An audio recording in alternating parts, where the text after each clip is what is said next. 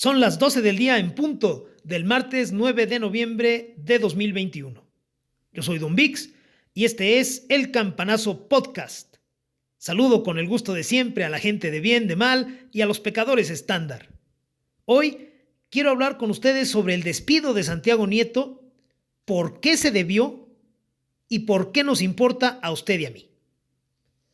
La noche de ayer lunes, después de las 10, se anunció que el señor Santiago Nieto, hasta entonces titular de la Unidad de Inteligencia Financiera de la Secretaría de Hacienda, dejaba el cargo por renuncia y pasaba a ocuparlo en sustitución el señor Pablo Gómez, un inútil cuyo mayor galardón es haber sido el correveidile de los líderes históricos del movimiento del 68, ahora está a cargo de la Unidad de Inteligencia Financiera. Bien, ¿por qué se fue el señor Santiago Nieto? Se debió a una serie de sucesos bien inoportunos, bien desafortunados para él, que llaman a la suspicacia. El señor Santiago Nieto durante el fin de semana contrajo nupcias en Guatemala en una cena para 300 invitados, en un museo, hotel muy exclusivo de la ciudad de Antigua, sobre el cual hubo mucha discreción porque no hubo un solo trascendido al respecto. 300 invitados y ninguna filtración. Parecía que iba todo bien y que nos íbamos a enterar de su boda a través de las revistas del corazón esta semana.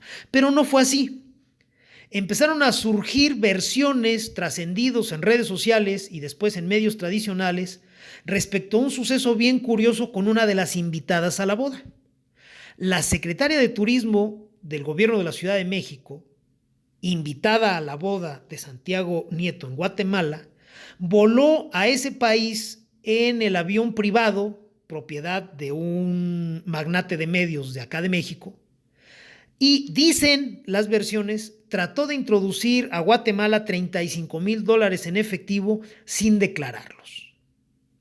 Eso fue lo que detonó la atención pública sobre la boda de Santiago Nieto. Obviamente empezó a desarrollarse un discurso natural y orgánico en torno a la ironía que representaba que en la boda del titular de la Unidad de Inteligencia Financiera, que tiene como finalidad la investigación y el combate del lavado de dinero, una de las invitadas hubiera intentado ingresar a Guatemala para acudir a la boda con $35,000 en efectivo sin declararlos. Creció la bola de nieve. En forma fulminante e inmediata, apenas empezó a correr la noticia en redes sociales y en medios, se llevó a cabo el despido de la secretaria de Turismo por parte de la regenta de la Ciudad de México, Claudia Sheinbaum. Y esa es otra cosa bien extraña, porque la señora Sheinbaum generalmente se la lleva con mucha calma cuando tiene que despedir a un colaborador inepto. El ejemplo de Florencia Serranía, ahora exdirectora del Metro de la Ciudad de México, cuando se les cayó la línea 12 y hubo muertos, heridos y desgracias, pues es un buen ejemplo de con cuánta calma suele tomarse Claudia Sheinbaum los despidos. Pero curiosamente, en esta ocasión el despido fue fulminante. Pareciera que la regenta estaba sobre aviso. Pareciera que estaba esperando que sucediera algo para de inmediato dar a conocer una decisión que ella ya tenía tomada. Es curioso. Como sea, el asunto siguió creciendo y anoche, pues la realidad alcanzó a Santiago Nieto y presentó su renuncia a la Unidad de Inteligencia Financiera. ¿Qué sucedió en realidad, mexicanos, y por qué nos interesa? Primero, Santiago Nieto se va formalmente por haber contravenido el discurso de transparencia y de austeridad del gobierno de López. Su boda fastuosa y las dudas sembradas por la versión de que supuestamente una de sus invitadas trató de introducir dinero ilegal a Guatemala, pues lo dejaron muy vulnerado de cara al discurso de este régimen. Igual que César Yáñez, otro personaje cercanísimo a López, que se casó en una boda fastuosa a inicios del sexenio y por esa razón debió de renunciar y quedó marginado del primer círculo presidencial, así le sucedió ahora a Santiago Nieto, con el agravante de que lo que detonó la atención sobre su fastuosa boda fue un intento de ingresar dinero ilegal a Guatemala por parte de una de las invitadas. Quedó vulnerado, pues. Formalmente Santiago Nieto se va por contravenir los discursos más importantes del régimen y de su jefe López, la austeridad y la transparencia. Pero hay una razón de fondo. El señor Santiago Nieto no reconocía en el gobierno federal más jefe que Andrés López. Nieto es hijo político de López.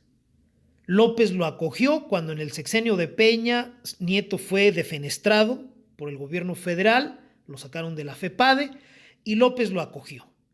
Entonces se ganó su fidelidad a prueba de balas. Pero ojo, la fidelidad de Nieto siempre fue con López y con nadie más. Y eso le dio la seguridad para bronquearse con un montón de gente fuera y dentro del propio gobierno. Eso provocó que se fuera formando un consenso en contra de Nieto. Por el lado del ala bolivariana, bueno, pues esos güeyes controlan el entorno de Palacio Nacional, no les gusta que haya gente que pueda acordar directamente con López, brincándoselos a ellos, y pues en ese sentido Santiago Nieto era un foco rojo, no les gustaba, no lo querían ahí en el gobierno. Y en el otra ala hegemónica del gobierno de López, la priista, la de los dinosaurios, pues tampoco se vio bien que Santiago Nieto se bronqueara con Alejandro Gertz, el fiscal general de la República, que es miembro honorario de los dinos del ala priista, que es uno de los dueños de López, y que sin embargo ese estatus no bastó para que Santiago Nieto no se peleara, para que lo respetara. La gota que derramó el vaso en contra de Santiago Nieto, sin embargo, fue la prisión preventiva que se le dictó a Emilio Lozoya la semana pasada.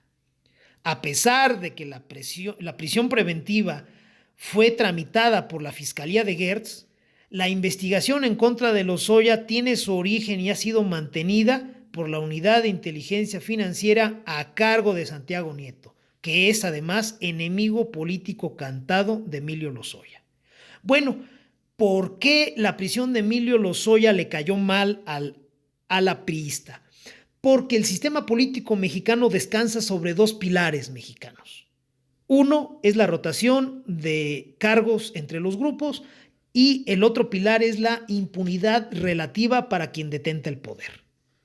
Esos dos pilares no se deben tocar. Y la prisión preventiva en contra de Lozoya, provocada por la investigación de Santiago Nieto, atenta contra ese segundo pilar, contra la impunidad relativa. Nadie se siente seguro, nadie se siente tranquilo si en verdad pueden ir a la cárcel.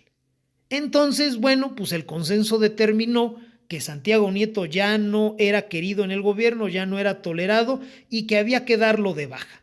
Y ya lo dieron de baja, en una forma fulminante y atroz. El hecho de que Santiago Nieto tenga toda la confianza de López significa nada, porque López no es presidente. López no preside. López es rehén de los grupos. Entonces, pues puede querer mucho a Santiago o puede deberle muchas cosas, pero pues López obedece a sus dueños y uno de sus dueños es Gertz. Y ya, hasta aquí llegó el señor Santiago Nieto y a López no le queda más que asumirlo. ¿Por qué se va el señor Nieto si es el único que ha dado el resultado que sustenta el discurso anticorrupción de López? Porque este gobierno no vive de resultados, no vive de hechos, vive de discursos, vive de palabras. Este gobierno de saliva y bytes no puede atenerse a los hechos, por más que le favorezcan, como es el caso de la prisión de Lozoya, porque si empieza a poner la atención en hechos, no tiene ningún otro hecho por presumir. Si vamos a los hechos, este gobierno se queda en los huesos. Este gobierno es puro discurso. No les interesan los resultados, les interesa la verborrea, lo que se dice y lo que se cree. Entonces, ¿por qué esto es importante para usted y para mí, mexicano? Porque estamos ante un gobierno que ya colapsó. La salida de Santiago Nieto nos debe de indicar que este gobierno se ha radicalizado por completo, que la técnica y el más mínimo interés por fingir que realmente se está trabajando han cesado. Ya todos los grupos están peleando entre sí para tratar de posicionarse de cara al siguiente periodo. El sexenio de López ya se acabó, mexicanos. Ya no hay gobierno, nunca hubo presidente y las cosas no van a mejorar para usted y para mí.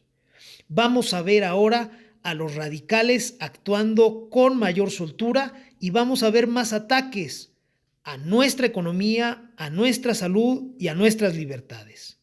Vamos a prepararnos y vamos a trabajar para trascender a los que pusieron a López y para atenuar los efectos de este gobierno criminalmente omiso. Eso es mi invitación el día de hoy. Gracias por escucharme, gente de bien. Este fue El Campanazo Podcast y ustedes lo encuentran aquí en YouTube y desde luego en donbix.com. Gracias por escucharme. Cuídense lo que me gusta. Adiós.